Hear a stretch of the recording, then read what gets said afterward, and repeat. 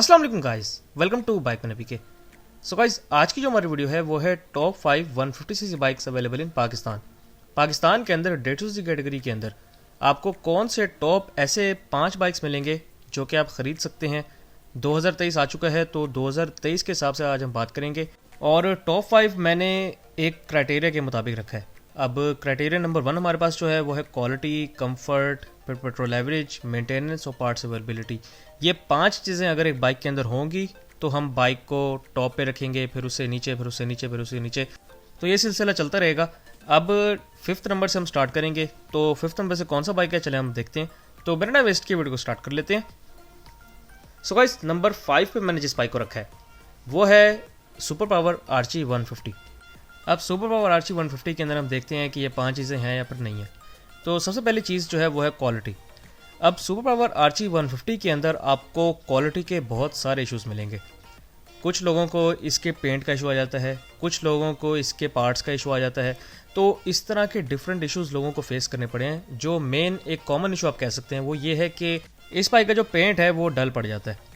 अब बहुत से लोगों ने इस बाइक को ख़रीदा है और अगर वो 6 महीने साल तक रखते हैं इस बाइक को तो बाइक के जो पेंट क्वालिटी है वो वैसी रहती ही नहीं है। बाइक का पेंट डल होने लग जाता है और ये इशू बहुत से लोगों को फेस करना पड़ गया है।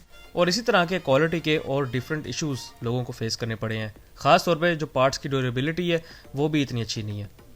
तो क्वालिटी का इशू है इस बाइक के अंदर। मैं क्वालिटी वाइज इसको 4 आउट ऑफ 10 नंबर देना चाहूँगा। अब हम चलते हैं कम्फर्ट की तरफ। तो कंफर्ट वाइज बाइक को मैं नंबर दूंगा 8 आउट ऑफ 10, क्योंकि इस बाइक के अंदर आपको जो शॉक्स हैं वो बहुत अच्छे मिल रहे हैं। बाइक के अंदर फ्रंट पे टेलीस्कोपिक फॉक्स हैं, बैक पे 5 step adjustable swing arm shocks हैं इस बाइक के अंदर। इसके अलावा इस बाइक के अंदर जो आपको सीट मिल रही है वो बहुत अच्छी और कंफर्टेबल सीट है। बाइक की सीट के अंदर जो फोम यूज़ किया गया है वो बहुत अच्छा है और उसके अलावा इस बाइक की जो सीट है वो काफ़ी वाइड है, जिसकी वजह से बंदा बहुत कंफर्टेबली बैठ जाता है इसके ऊपर। और पिलियन की अगर हम बात करें तो वो भी बहुत इजीली इसके ऊपर बैठ जाता है और कंफर्टेबल बैठता है। अगर हम सीटिंग पोस्चर की बात करें इस बाइक की तो सीटिंग पोस्चर बाइक का बहुत अच्छा है। अगर आप इसको लॉन्ग पे लेके जाना चाहें तो आप लेके जा सकते हैं, इशू नहीं है कंफर्ट के लिहाज से। इसके अलावा हम अब नेक्स्ट कैरेक्टर की तरफ आते हैं तो वो है पेट्रोल एवरेज। अब इस बाइक की जो लोगों को मिनिमम पेट्रोल एवरेज मिली है वो 25 से लेकर 35 के दरमियान है। 25 से 35 उन लोगों को पेट्रोल एवरेज मिलती है जो कि इस बाइक को नॉर्मल चलाते हैं। नॉर्मल से मुराद के 60 से 70 की स्पीड मेंटेन रखते हैं। हाई RPM पे रेफ बहुत कम करते हैं, बहुत कम तो नहीं कहूँगा मैं, बहरहाल कम करते हैं, बहरहाल बहुत कम नहीं। उसके अलावा जो बाइक की मेंटेनेंस है वो अपने टाइम पे करवाते हैं। उनको 25 से 35 के दरमियान मिल जाती है एवरेज। अब मैक्सिमम की अगर हम बात करें तो मैक्सिमम 40 तक ही मिली है इसकी एवरेज। 40 से ज़्यादा बहुत कम लोगों को शायद मिली हो, मैंने नहीं सुना कभी, लेकिन 40 तक ही मैक्सिमम मिली है। और 40 वाले फिर वो लोग हैं जो इसको 60 की स्पीड तक नहीं रखते, 60 से नीचे ही रखते हैं, 40 से 50 के दरमियान बस। और उसके अलावा हाई रफ भी नहीं करते और बाइक को प्रॉपरली मेंटेन रखते हैं। उनको जाके कहीं 40 तक एवरेज मिलती है। मतलब अगर आपने 40 की एवरेज अचीव करनी है तो आपको इतनी मेहनत करनी पड़ेगी। आप एक स्पोर्ट्स कैटेगरी का बाइक लें, स्पोर्ट्स बाइक करना तो बेइज्जती होगी। आप एक स्पोर्ट्स कैटेगरी का बाइक लें और आपको फिर घुट घुट के उसको चलाना पड़े तो इस तरह मज़ा नहीं आता। तो जो लोग फिर इतनी मेहनत करते हैं, जिसको घुट घुट के चलाते हैं पेट्रोल एवरेज निकालने के लिए, तो उनको जाके 40 तक मिलती है। हम जैसे लोग, हमें तो एग्रेशन चाहिए बाइक के अंदर से, तो हम कहते हैं कि नहीं भाई, एवरेज जाए भाड़ में, हमने बाइक को भगाना है। ख़ास तौर पे अगर आपके पास इस तरह का बाइक है और आप उसको भगाएं ना तो फिर फ़ायदा। बहरहाल इसकी एवरेज अगर आपने मैक्सिमम अचीव करनी है तो 40 तक ही मिलेगी और वो आपको काफ़ी मेहनत के बाद मिलेगी। अगर आप नॉर्मली इसको चलाएं तो नॉर्मल पे आपको 25 से 35 तक मिल जाती है एवरेज। इसके अलावा बाइक की मेंटेनेंस की बात करें तो मेंटेनेंस का इशू नहीं है, मैकेनिक्स अवेलेबल हैं। बस आपको एक अच्छा मैकेनिक ढूंढने की ज़रूरत है। अगर आपको एक अच्छा मैकेनिक मिल जाता है तो वेल एंड गुड, नहीं मिलता तो फिर ढूंढें। इसके अलावा अगर पार्ट्स अवेलेबिलिटी की बात करें तो बाइक के अंदर पार्ट्स अवेलेबिलिटी का आपको इशू मिल जाएगा। सो गाइस, इसके अलावा अब बात कर लेते हैं इसकी प्राइस की। तो इस बाइक की प्राइस जो भी लेटेस्ट चल रही है वो तकरीबन 3 लाख से 3,15,000 रुपये के दरमियान चल रही है। और एक और बात कि ये बाइक अब न्यू तो आपको बहुत मुश्किल से मिलेगा, अक्सर शोरूम्स पे तो अवेलेबल नहीं होता, लेकिन जहाँ पर अवेलेबल होता है उनके पास अक्सर पुराना मॉडल ही खड़ा होता है, वो फिर नए मॉडल की रजिस्ट्रेशन के साथ आपको सेल कर देते हैं। तो 3 लाख से 3,15,000 रुपये की प्राइस है और आपको इसमें क्या क्या अच्छा मिल रहा है। एक तो हमने कंफर्ट को देखा, कंफर्ट ओके है इस बाइक की, कंफर्ट ठीक है। बाइक की पेट्रोल एवरेज को हमने देखा, पेट्रोल एवरेज बाइक की ठीक है, जिस तरह का बाइक है उस हिसाब से इसकी पेट्रोल एवरेज ठीक है। बाइक के अंदर स्पीड भी आपको मिल रही है। उसके अलावा बाइक के अंदर आपको मेंटेनेंस का इशू इतना नहीं मिलेगा अगर आपको मैकेनिक अच्छा मिल जाता है तो। बाकी पार्ट्स, बाइक के अंदर पार्ट्स अवेलेबिलिटी का इशू है और क्वालिटी का इशू है। उसके अलावा प्राइस भी ज़्यादा है, जिसकी वजह से इस बाइक को नंबर 5 पर रखा गया है। अब हम आते हैं नंबर 4 की तरफ। तो नंबर 4 पे जिस बाइक को मैंने रखा है वो है रोड प्रिंस वीगो 150। अब रोड प्रिंस वीगो 150 की जो क्वालिटी है वो बहुत बेहतर है बनिस्बत आर्ची 150 के।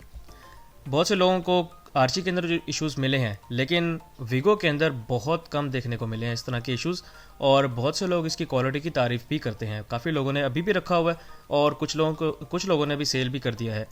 तो लोगों को जिनसे मेरी मुलाकात हुई है, मैंने पर्सनली इस बाइक को चलाया भी हुआ है, और उसके अलावा जिनसे मेरी मुलाकात हुई है वो सब यही कहते हैं कि बाइक की क्वालिटी का हमें इतना इशू नहीं आया। तो क्वालिटी वाइज इस बाइक का इशू नहीं है, तो क्वालिटी वाइज मैं इस बाइक को 8 आउट ऑफ 10 नंबर देना चाहूँगा, क्योंकि ये एक चाइनीज़ बाइक है तो कितनी ज़्यादा अच्छी क्वालिटी होगी, आप इसको एक जापानीज़ कंपनी से तो कंपेयर नहीं कर सकते। इसके अलावा हम अब कंफर्ट की बात कर लेते हैं।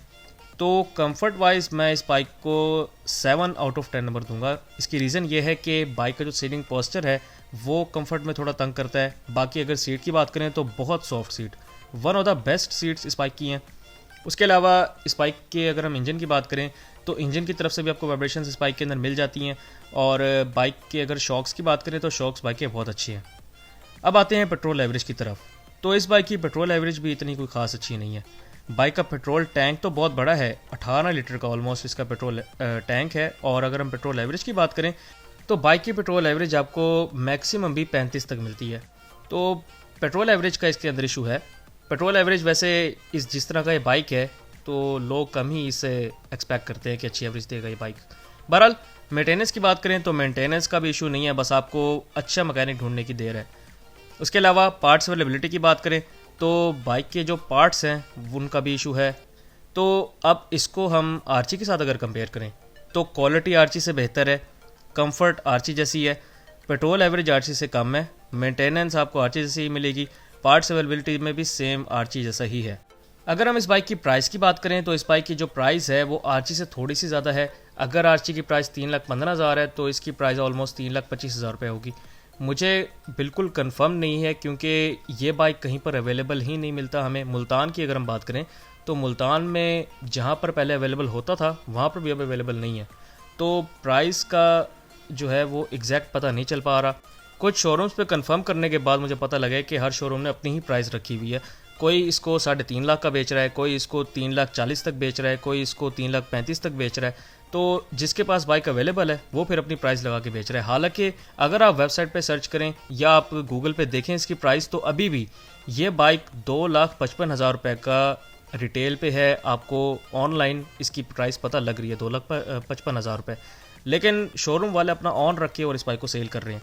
तो एग्जैक्ट प्राइस आपको जहाँ पर भी अवेलेबल मिलेगा वहीं से आपको एग्जैक्ट प्राइस मिलेगी, लेकिन इस बाइक की प्राइस थोड़ी सी ज़्यादा होगी आर्ची से।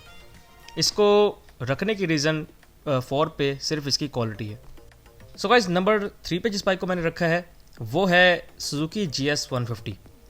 सुजुकी GS 150 की अगर हम क्वालिटी की बात करें तो सुजुकी GS 150 के अंदर क्वालिटी के 20% लोगों को इश्यूज़ आए हैं, 80% लोग राज़ी हैं। तो इससे हम ये कंसिडर कर सकते हैं कि इस बाइक के अंदर जो क्वालिटी है उसका थोड़ा बहुत इशू कहीं ना कहीं आ ही जाता है, लेकिन ज़रूरी नहीं है कि हर बंदे को ये मसला हो।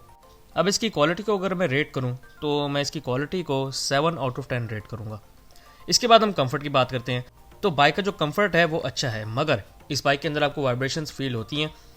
इस बाइक के अंदर आपको शॉक्स फ्रंट पे और बैक पे अच्छे मिल रहे हैं। बाइक के अंदर जो इंजन है वो ओवरहेड कैम शाफ्ट है, मगर इसमें बैलेंसर शाफ्ट न होने की वजह से बाइक वाइब्रेशंस प्रोड्यूस करता है, और उसके अलावा आपको जो वाइब्रेशंस हैं वो थोड़ी बहुत ही हैंडल में, थोड़ी बहुत ही पाँव की तरफ फील होती हैं। तो कंफर्ट वाइज मैं इसको फिर नंबर दूंगा 8 आउट ऑफ 10।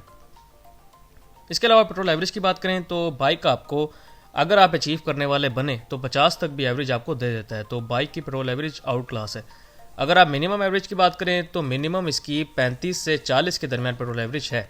35 वाले वही लोग हैं जो बाइक को सही रेफ करते हैं, ज़्यादा तेज़ चलाते हैं, और बाइक की जो मेंटेनेंस है उसमें भी कभी कभी डंडी मार देते हैं।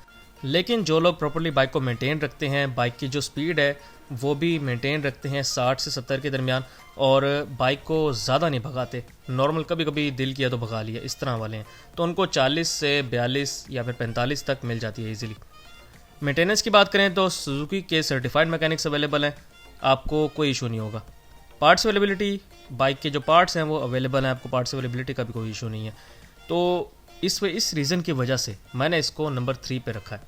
अब अगर इसकी प्राइस की बात करें तो 2,66,000 रुपये इस बाइक की अभी लेटेस्ट प्राइस है, जो कि बाकी तमाम बाइक से बहुत ही कम है। अब हम बात करते हैं नंबर 2 की, तो नंबर 2 पे जिस बाइक को मैंने रखा है वो है होंडा CB150F। होंडा CB150F को नंबर 2 पे रखने की क्या रीज़न्स हैं? सबसे पहली तो वो है क्वालिटी की बात कर लेते हैं। तो इस बाइक की जो क्वालिटी है वो आउट क्लास है। मैं इसकी क्वालिटी को 10 आउट ऑफ 10 नंबर देना चाहूँगा। इस बाइक की जो पेंट क्वालिटी और बिल्ड क्वालिटी है उसमें अभी तक किसी को भी कुछ इशू नहीं आया।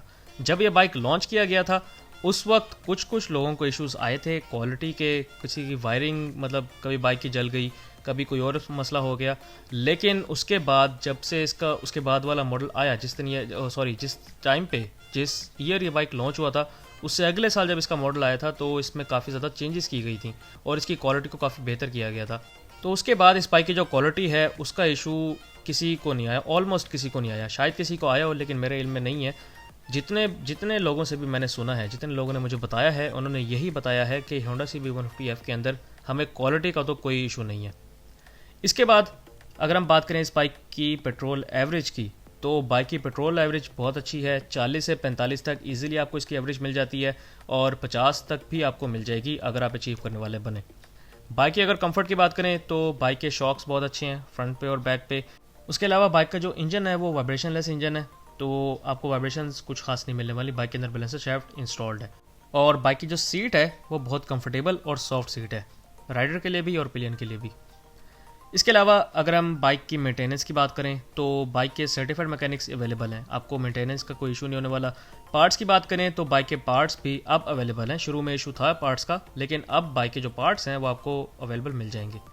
इसके बाद हम बात कर लेते हैं प्राइस की, तो इस बाइक की जो अभी लेटेस्ट प्राइस चल रही है वो है 3,53,900 रुपये अगर आप इसका सिंपल वर्जन लेते हैं। अगर आप इसका स्पेशल एडिशन वर्जन लेते हैं जो कि ऑरेंज ऑलॉरिम्स में है जिसमें, तो उसकी प्राइस है 3,57,900 रुपये। इसके बाद अब हम आते हैं नंबर 1 की तरफ। तो नंबर 1 पे जिस बाइक को मैंने रखा है वो है सुजुकी GR150।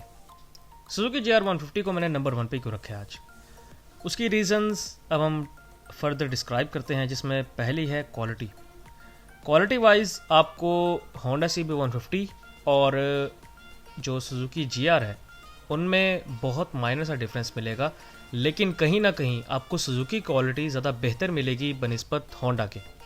इसके बाद अगर कंफर्ट की बात करें तो इस बाइक का जो कंफर्ट है उसमें ये कहीं भी मेंशन नहीं किया गया कि इसके इंजन के अंदर बैलेंसर शाफ्ट इंस्टॉल्ड है या फिर नहीं है, लेकिन मोस्टली लोगों ने जिन्होंने पहले होंडा CB150F रखा था उसके बाद GR की तरफ शिफ्ट हुए थे या फिर GR जो लोग चला रहे हैं, तो उन्होंने यही बताया है कि बाइक के अंदर जो कंफर्ट है वो बहुत ज़बरदस्त है।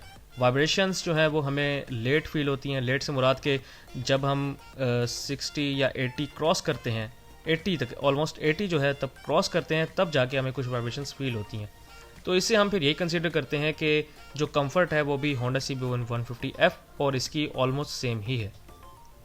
इसके बाद अगर हम पेट्रोल एवरेज की बात करें तो इस बाइक की जो पेट्रोल एवरेज है वो आपको 40 से 45 तक ईजिली मिल जाती है, 50 से प्लस भी मिल जाती है।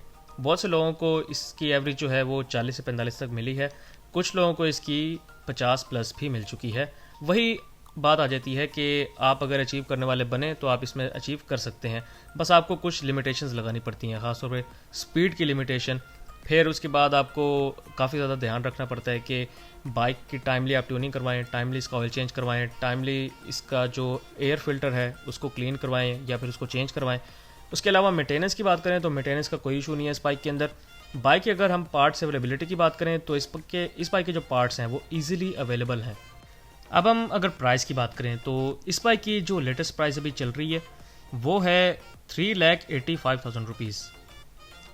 सो गाइस प्राइस डेफिनेटली ज़्यादा है, लेकिन मैंने प्राइस को फैक्टर इसके अंदर नहीं रखा क्योंकि प्राइस की जो फाइट है उसमें फिर काफ़ी ज़्यादा कन्फ्यूजन आ जाती है, तो मैंने प्राइस को हटा ही दिया। अब मैंने इसको नंबर 1 पे जो रखा है उसमें कहीं ना कहीं इसकी क्वालिटी की रीज़न आ जाती है और इसके जो पार्ट्स हैं वो आपको इजीली अवेलेबल मिल जाते हैं। जो पार्ट्स आपको इसके अक्सर मिल जाएंगे वो आपको होंडा के नहीं मिलेंगे, तो आप यही कह सकते हैं कि इसके पार्ट्स ज़्यादा अवेलेबल होते हैं। उसके अलावा इसकी जो क्वालिटी है वो कहीं ना कहीं आपको ज़्यादा बेहतर मिल रही है। तो यही कुछ रीजंस थी जिसकी वजह से मैंने नंबर 1 पे रखा है सुजुकी GR150 को।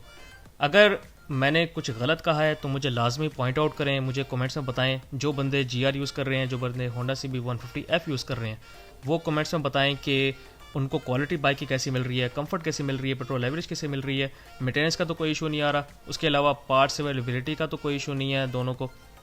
सो गाइस, ये थी मेरी आज की वीडियो काफ़ी ज़्यादा लंबी बन गई है, तो उसके लिए माजरत। नेक्स्ट वीडियो के अंदर मुलाकात होगी, तब तक के लिए स्टे ब्लेस्ड। अल्लाह हाफिज़।